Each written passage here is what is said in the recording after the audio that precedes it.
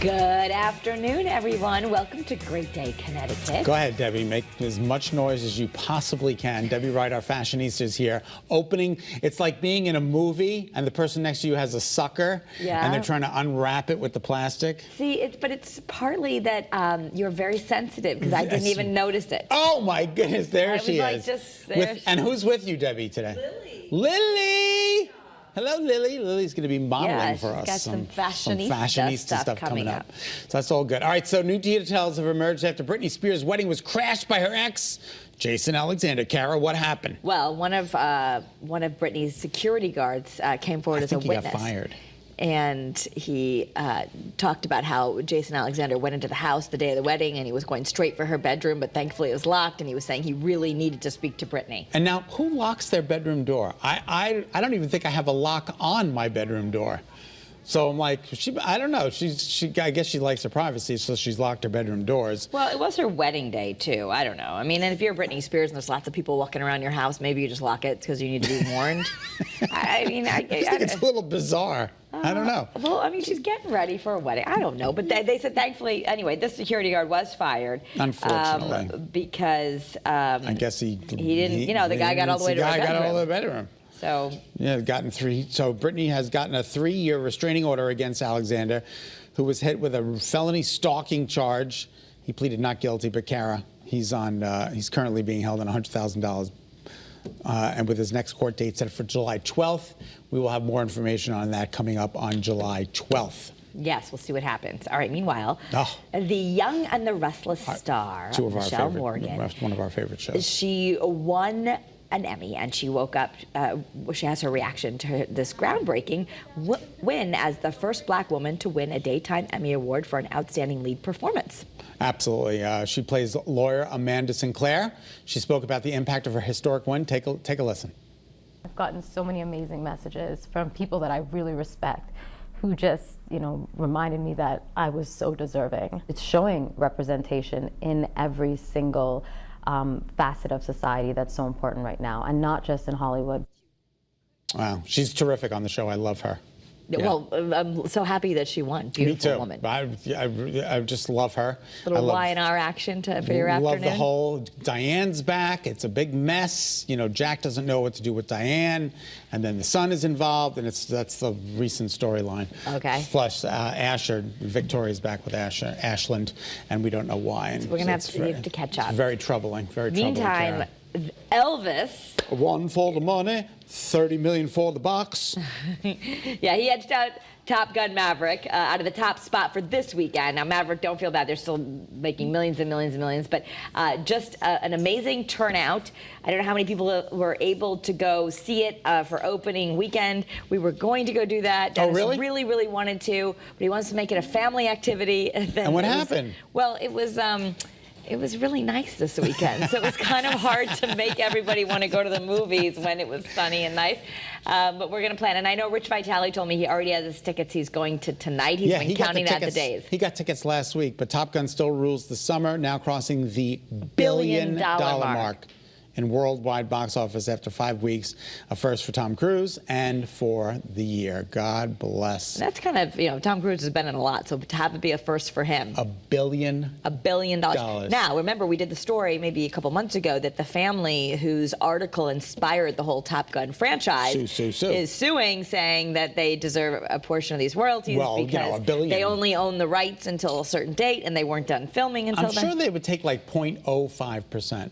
I mean, of $1 billion. Share the wealth. That's what I said. Share the wealth. Share the exactly. wealth. A little bit. Just give all the ticket goers a little money too. Yeah, absolutely. Give us all a little cash. Take some discounts off our tickets. All right. Fans of Dolly Parton can live like Dolly. Yeah, this is fun. At the Dollywood Dreammore Resort. I love all these experiences. It's a resort and spa. I love the spa part. This one's only $10,000, but all the money goes to charity. Yes, so you get to stay in Suite 1986, which is basically like her tour bus. It is a tour bus, and $10,000. But it goes to the foundation and Dolly Parton's Imagination Library. Suite 1986 is a one-of-a-kind 45-foot bus, and it includes a couch, kitchen, dining table, 2 toilets, a tub, and a bedroom.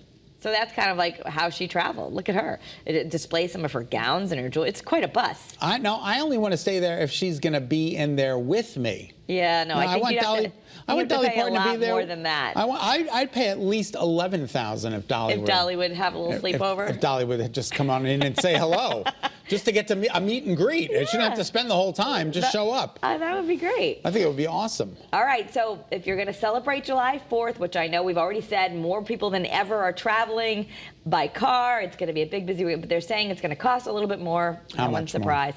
17%? 17% more than it did a year ago. Although even a year ago, people weren't celebrating as much. Exactly. But they say on average, feeding 10 guests will cost $70. Now that go doesn't for a sound good burger. bad to me. I need to figure out how to feed 10 people for $70. You and me both. I mean, I could feed myself on $70, but I don't know if I could pay. I guess if you got really, good Hot deals dogs and on hot dogs and hamburgers hamburgers and and some buns, buns. and then put out a bag of chips. If Put that's out a all bag you're of chips doing. and that's it. But you got to have a. But if you're like watching our great recipes that we have here in Great Day, Connecticut, and you're going to add some like flag cakes and some berry parfaits. How about a bottle of wine or a bottle of vodka? Then the price goes up incrementally. Yeah, so they said feed people.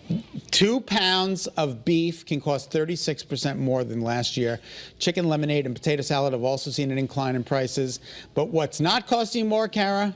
The prices for potato chips, cheese, and strawberries have actually dipped. Oh, okay. Well, I love strawberries. Yeah, me too. I put them in my shake every night. I bought the big thing at Big Y. And then I put them in my shake every night, and it turns into my protein shake. Your protein shake, So right. I have my protein shake, and I throw a couple of strawberries in, it turns the whole thing strawberry. It's delicious. It makes it pink, right? Yeah, it's delicious. Now, what are you using, milk or water? I use skim milk. Okay. Yeah. So I can't do the water. Yeah, no. I think milk is good. Some people. Yeah, do. I'm just curious because we're both doing the Fairlife skim milk. Okay. Which is good. All right, Cinnabon is making a spicy move on the menu. Yeah, chocolate Bon Bites. You got to take a look at them, Kara. Have you seen them yet? They don't have cinnamon. They're just chocolate. Look at them. Oh my Look gosh. at them. It's a chocolate schmear. I mean, I love chocolate. Oh. But I gotta say, like, if you go to a Cinnabon, I think it should have cinnamon. Well, no cinnamon in this particular. The Bon Bites without the cream cheese frosting are available at some international locations, including India, Spain, and the United Kingdom. I guess not here in the United States. So we're going to have to travel abroad to get some Cinnabon. They said if there's success, then American consumers. Oh, right now the then- Bon Bites will be sold in the U.S. through September. I Okay. apologize. And then we'll have them. If they until- turn out to be a success with American consumers, they could be a permanent addition. How could they not be a success? You know what I'm saying? Well, the secret is Cinnabon definitely bakes and it smells amazing. But, we've learned from doing the candle stories that sometimes when you walk in, you smell, those cinnamon pretzels and stuff.